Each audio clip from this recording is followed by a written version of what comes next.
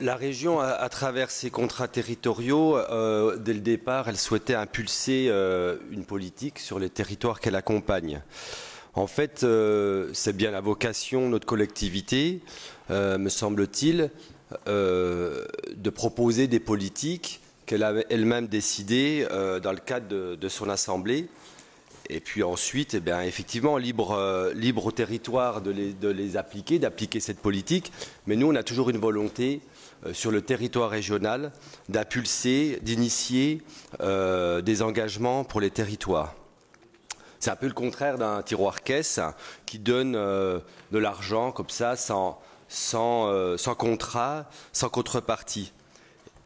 Au contraire, on essayait de donner des leviers pour aboutir à une politique d'aménagement de territoire qui nous semblait cohérente par rapport à des objectifs qu'on s'était fixés et par rapport à d'autres politiques qu'on mène par ailleurs. J'entends la politique, par exemple, en matière de maîtrise de l'énergie ou de sauvegarde des milieux naturels et agricoles.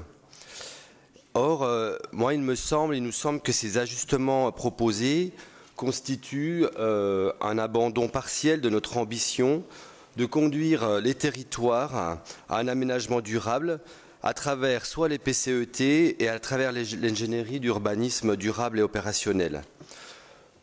Plutôt que de renoncer comme tel et de réajuster de cette façon à la demande des territoires vers l'urbanisme de planification plutôt que la politique d'urbanisme durable opérationnel telle que nous l'avions pensée, on aurait pu au moins conditionner notre accompagnement à cette nouvelle politique en matière des SCOT avec des objectifs qu'on aurait pu solliciter auprès des pays.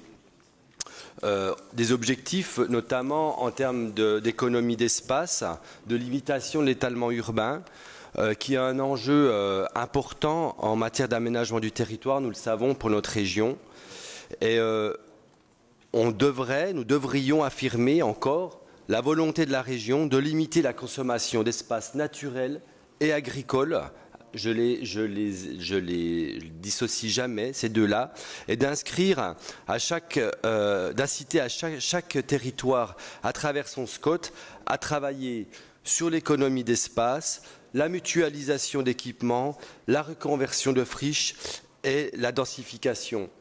C'est ça que doit travailler le SCOT. Alors peut-être qu'ils le feront, mais peut-être qu'ils ne le feront pas. Et de ce que j'ai vu des certaines positions de SCOT à travers la région, je ne suis pas du tout sûr qu'ils le fassent.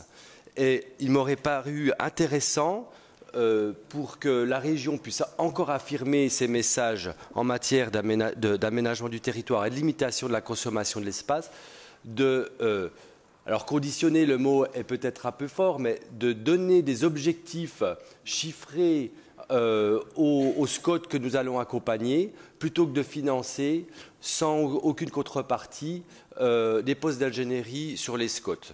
Je vous rappelle que le SCOT de Besançon s'est positionné contre le schéma directeur d'aménagement de gestion des eaux qui est voté sur tout le bassin Rhône-Méditerranée-Corse.